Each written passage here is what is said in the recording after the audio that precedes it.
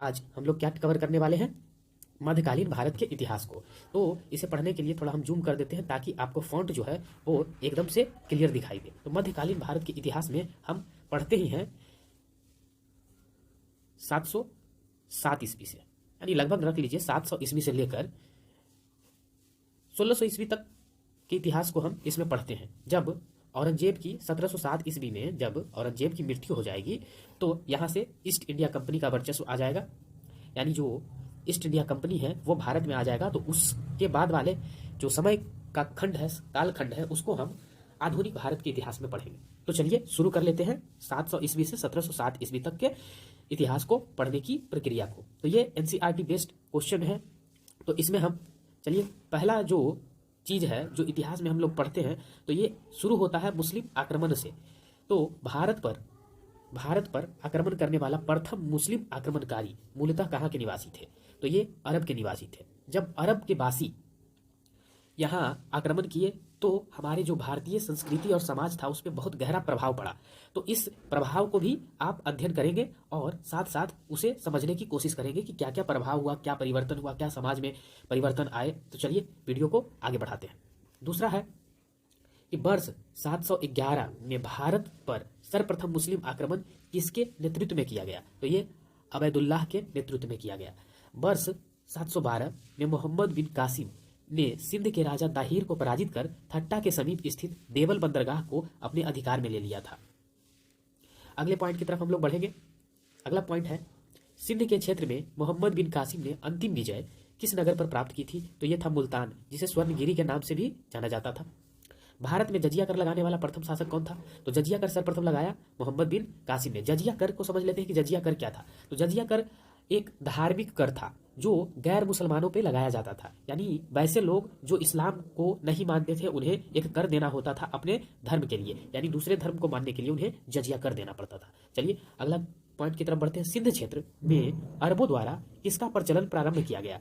तो ये ऊंट पालन तथा खजूर की खेती का किया गया। देखिए जब अरब के लोग यहाँ आए तो हमारे यहाँ कुछ परिवर्तन, जैसा कि मैंने बताया था कि कुछ परिवर्तन हुए, जैसे ऊंट पालन, खजूर की खेती, ये भारत के लोग नहीं जानते थे। जैसे मानसून का यूज करना, मानसून शब्द अरब के लोग ही सर्वप्रथम यूज किए थे। चलिए अगले पॉइंट की तरफ हम लोग बढ़ते हैं। अरबों के पश्चात भारत में किन विदेशी आक्रमणकारियों का आगमन हुआ? यानी सबसे पहले तो अरब आक्रमणकारी आए, उसके बाद कौन कौन आए? तो फिर तुर्क आए। तुर्कों का आक्रमण हुआ किसके बाद? अरबों के आक्रमण के बाद। तुर्की में गजनबी वंश का स्थापना किसके द्वारा की गई थी? तो यह अल्पतगीन गजनी के द्वारा किया गया था। भारत में प्रथम तुर्की आक्रमण किसके द्वारा किया गया? तो यह किया गया सुबुक्तगीन गजनी के द्वारा। चलिए अगले पॉइंट की तरफ हम लोग बढ़ेंगे। अगला पॉइंट है कि वर्ष 712 में भारत पर सर्वप्रथम सफल मुस्लिम आक्रमण करने वाला कौन था? तो यह था मोहम्मद बिन कासिम। सुबुक्तगीन गजनी ने अपने आक्रमण के दौरान पश्चिमोत्तर भारत के किस हिंदू शाही शासक को पराजित किया था? तो ये जयपाल को किया था। चलिए अगला क्या है? मोहम्मद गजनबी वर्ष 1025 में सोमनाथ मंदिर पर किए गए आक्रमण के दौरान गुजरात का शासक कौन था? तो ये गुजरात के शासक उस समय भीम प्रथम थे।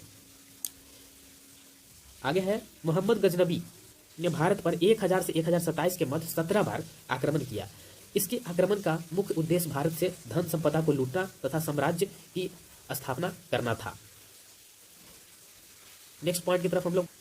मोहम्मद गजनबी के साथ भारत आने वाले प्रसिद्ध इतिहासकार कौन था? तो ये अलबरूनी था। अलबरूनी के द्वारा क्या लिखा गया है? किताब उल हिंद लिखा गया है। उतबी द्वारा किताब उल यामिनी लिखा गया है तथा फिरदौसी, पूर्व का होमर इसे कहा जाता है, फिरदौसी को, यह शाहनामा नामक पुस्तक की रचना की है, जिससे उस समय के भारत के इतिहास को जानने में बहुत मदद मिलती है। अगले पॉइंट की तरफ हम लोग बढ़ते हैं। मोहम्मद गजनबी के पश्चात मोहम्मद गौरी द्वारा भारत पर प्रथम आक्रमण किस वर्ष किया गया? तो ये वर्ष 1175 में किसके खिलाफ? तो मुल्तान पर किया गया था। मोहम्मद गौरी को वर्ष 1178 में अनहिलवाड़ा यानी कि पाटन पर आक्रमण करने के दौरान किसके द्वारा पराजित किया गया? तो ये भीम द्वितीय मूलराज के द्वारा पराजित किया गया। चलिए आगे अगला पॉइंट की तरफ हम लोग देख लेते हैं क्या है। अगला पॉइंट है तराइन का प्रथम एवं द्वितीय युद्ध किनके मध्य लड़ा गया? तो तराइन का जो प्रथम युद्ध और द्वितीय युद्ध है वो मोहम्मद गौरी तथा पृथ्वीराज तृतीय के बीच लड़ा गया। तो अब हम थोड़ा सा देख लेंगे इसके बारे में कि कब तराइन का जो युद्ध था वो कब और किसके किसके बीच लड़ा गया। तो तराइन का जो प्रथम युद्ध था वो 1191 ईस्वी में लड़ा गया। मोहम्मद गौरी और जिसमें मोहम्मद गौरी पराजित रहा। द्वितीय जो है 1192 में हुआ, मोहम्मद गौरी इसमें विजयी रहा। तो ये लड़ा गया था मोहम्मद गौरी और पृथ्वीराज चौहान के बीच में। चलिए नेक्स्ट क्वेश्चन की तरफ हम लोग बढ़ेंगे। अगला है, मोहम्मद गौरी ने कन्नौज के शासक जयचंद को किस युद्ध में पराजित किया था? तो ये चंदावर का युद्ध था। और चंदावर का युद्ध लड़ा कब गया था? तो 1194 में। मोहम्मद गौरी के साथ भारत आने वाला प्रसिद्ध सूफी संत कौन थे? शेख मुइनुद्दीन चिश्ती।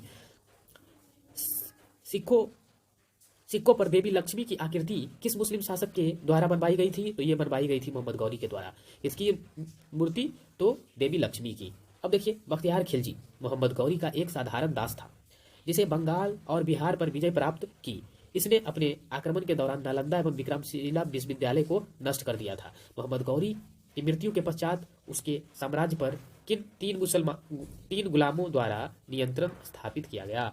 यह था इल्दौज, कुबाचा एवं कुतुबुद्दीन ऐबक। ये तीन इसके दास थे। अब देखिए, इसमें क्या है, पॉइंट लिखा हुआ है कि भारतीय जनता के लिए हिंदू शब्द सर्वप्रथम प्रयोग अरबों द्वारा किया गया था। इसके पीछे एक कहानी है दोस्तों, थोड़ा ध्यान देंगे 1 मिनट, कि जो पहले जो भारतीय साम्राज्य था वो फैला हुआ था हिंद, जो अभी कहा जाता है कि सिंध तक। कहाँ तक फैला हुआ था? सिंध तक। तो ये अभी जो है सिंध है वो अफगानिस्तान में आता है। तो अफगानिस्तान के बॉर्डर के आसपास एक पर्वत है जिसका नाम है हिंदुकुश पर्वत। तो अरब के लोग जो अरब से आए थे, तो हिंदुकुश पर्वत के इस तरफ, हिंदुकुश पर्वत है उसके इस तरफ रहने वाले लोगों को हिंदू बुलाना शुरू किए, और यहीं से ये शब्द हिंदू निकल कर आया है। तो कुछ लोग का ये भी मानना है कि जो सिंधु नदी है, इसी से सिंधु के आसपास रहने वाले लोग को हिंदू कहा गया।